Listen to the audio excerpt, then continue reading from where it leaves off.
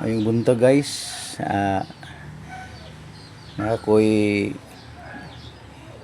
isiro sa inyong mga mekanikong eksperto diha. Ni akong unit nga Cruiser 180 nakaproblema ko ani kay tanggong na siya halos sa kasimana na dili mo andar bago man ta iyang battery. Dili mo bago pero akong git-charge na siya, full charge siya. Pero natingala ko ni kay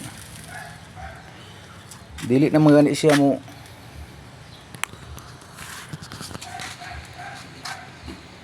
start. Tapos ang nakaproblema ko bisag wala yabi, musiga ang iyahang speed limiter. Oo, musiga wala yabi na. Oo.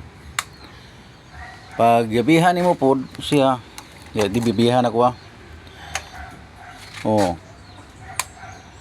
Musiga siya. Tapos pag i-off na ko, musiga pod siya. Nakaproblema ko ani kay simana ni siyang wala kadagan. Unya sayang koneksyon sa battery inani ang dagan kani siya sa kuan maguni katong sa extra light niya.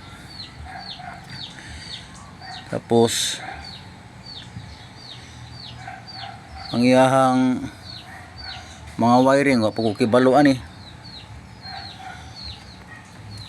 So karon dako kay ko og unsa kining lima ni nga unit wala mo gani kani nga unit walay kick o kickstarter o pwede sikaran wala di siya andar sa kadako niya itulak ni mo andar siya pero dapat napoy mo tulak mo ni siya ang naproblemahan ako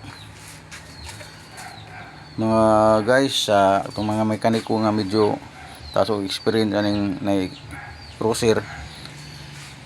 Ibalik na ko akong i-on ang iyang pang start tanawa ang kuan pag una ko musiga siya naka-off ang yabi.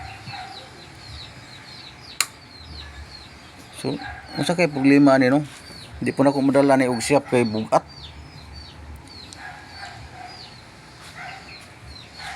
Ano lang akong ikapa-share sa inyo mga guys nga may karanasan sa maong unit.